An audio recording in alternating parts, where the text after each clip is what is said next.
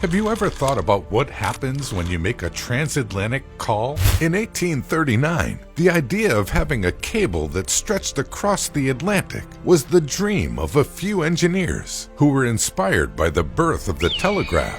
In 1858, less than 2 decades later, the first message was sent across the Atlantic by telegraph cable, reading, "Glory to God in the highest, on earth, peace and goodwill toward men." So how did an idea as world-changing as linking Europe to the Americas go from dream to reality in under 2 decades? Let's take a look.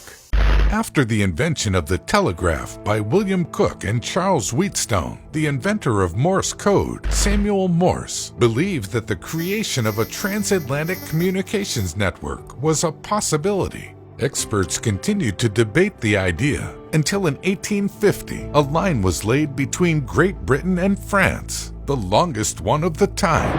That same year, construction began on a line heading from the northeast coast of America in Nova Scotia to Newfoundland. This northeastern cable was set to be the largest communication cable yet, and its construction was led by a man named Frederick Newton Gisborne. The cable was eventually completed, though Gisborne's company collapsed in 1853 as the line didn't prove profitable.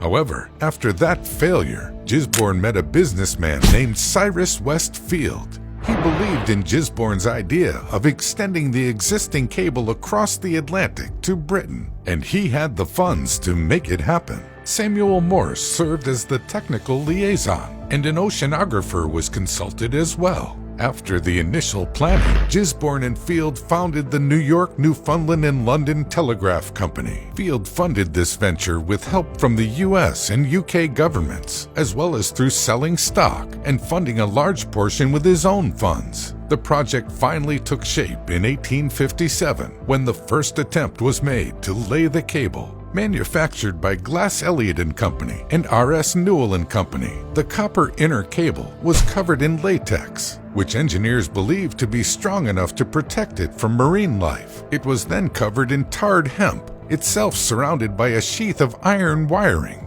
This made the cable relatively flexible, while also being incredibly strong. 2 ships, the HMS Agamemnon and the USS Niagara, were used to tow the cable, setting off on their cable-laying journey from Southern Ireland on August 5th. Day 1 of operations started off with a bang, or rather a snap, as the cable broke and it had to be retrieved off the bottom of the seafloor. After that, the cable broke again, but this time it was too deep to retrieve, so the operation was shuttered until the next year. Following the 2 breaks in the cable, plans were altered, and it was decided the 2 ships would set off from opposite continents, meeting in the middle to connect the cables, and then head back to their respective ports, pulling their portion of the cables. The cable unfortunately broke again after just 6 kilometers, and then again after 100 kilometers, and then again after 370 kilometers. Things weren't looking good. Crews were up for a 3rd try, and they set out on July 29, 1858, despite navigational errors due to the electrical charge of the cable. This time, the ships successfully navigated to their respective ports on the 4th and 5th of August. The Niagara docked in Trinity Bay in Newfoundland, and the Agamemnon docked on the western coast of Ireland. Utilizing horses, crews then positioned the shore sides of the cables in the correct places, and they were connected together.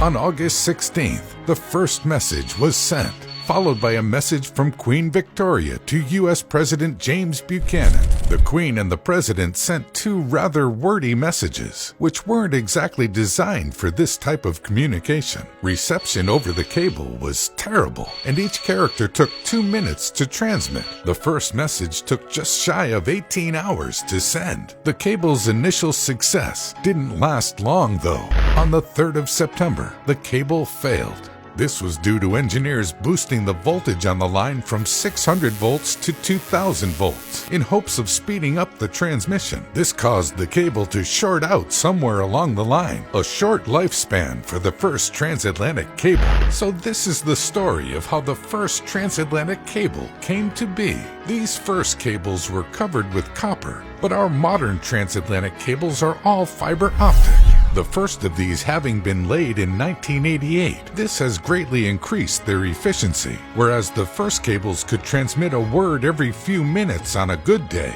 modern cables can transmit the equivalent of 84 billion words per minute. What an improvement!